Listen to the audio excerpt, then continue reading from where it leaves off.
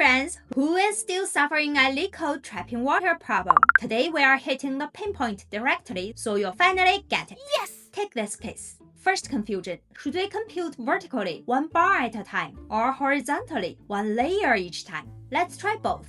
Start with vertical. Say we stand at position I equals 2. First layer can hold water, because both sides are walls. Second layer still holds water, because both sides has walls taller than 2. They don't have to be right next to this grid. Once the water is full, the walls of water still holds it up. Third layer, no, because the tallest wall on the left is 2. Any water higher than 2 leaks out. Even if the right side has a taller wall, 3, doesn't matter. The bottleneck limits the bucket. Classic barrel theory. So here's the rule.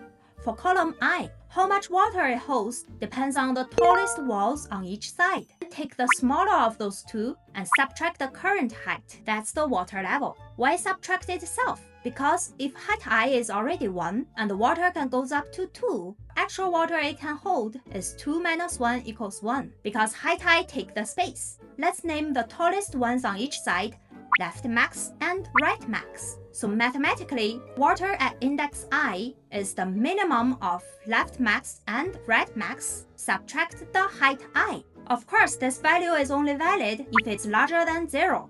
So in the code, we have to check whether it's valid or not. And watch out, these tallest walls, left max and right max, don't have to sit right next to I. Even if they are far apart like this, it's fine, as long as they are on both sides. So the question becomes, how do we efficiently find left max and right max for every I? If you naively scan both sides for every I, that will be all of n squared. Definitely no higher in an interview, because you are repeating too many scans. Total waste. So let's change our mindset. Because we are trying to track left max and right max, we can actually use 2 pointers, one from the left, one from the right. And we can update the left max and right max as we move these 2 pointers. So in total, we do only 1 pass, all of n. So here we actually need 4 variables.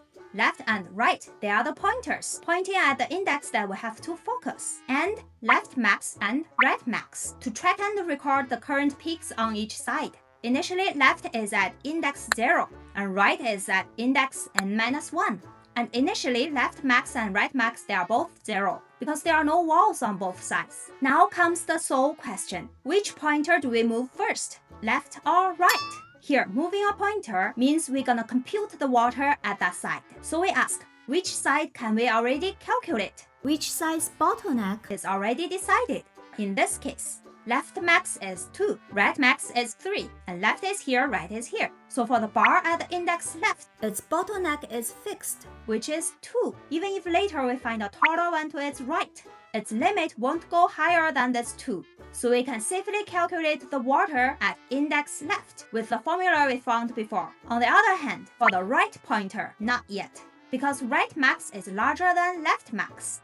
But for the right pointer, we can't say the current bottleneck is the current left max, because later if we find a taller wall on its left, the minimal of left max and right max may rise to current right max, which is larger than left max. Of course, if we can't find a taller one, the bottleneck can be current left max. So the bottleneck for the right pointer is not decided yet.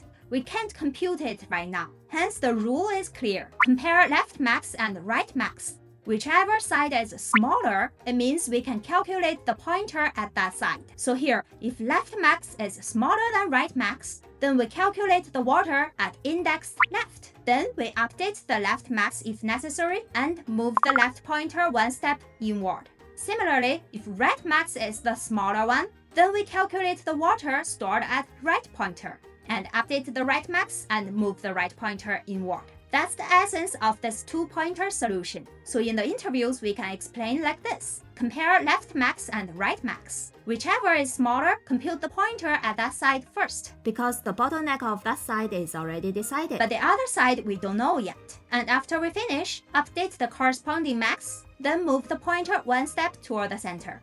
So in total, we only do 1 sweep. Time complexity, O(n), we only use 4 variables. Space is constant, O1. This is the optimal solution. Interviewer loves it. Strong hire. Nice. The code will be look like this. let's look into some details because it matters. If left max and right max are equal, what do we do? In this case, we can process both sides, because that max is bottleneck for both sides. Even if later you find a higher wall on either side, the current max is still limit for both sides. So in code, for simplicity, we can merge the equal case to either side. Say here we merge it into left side, so we write if left max is smaller or equal to right max. Another detail is the loop condition. Here we do while left smaller or equal to right to make sure every bar gets computed.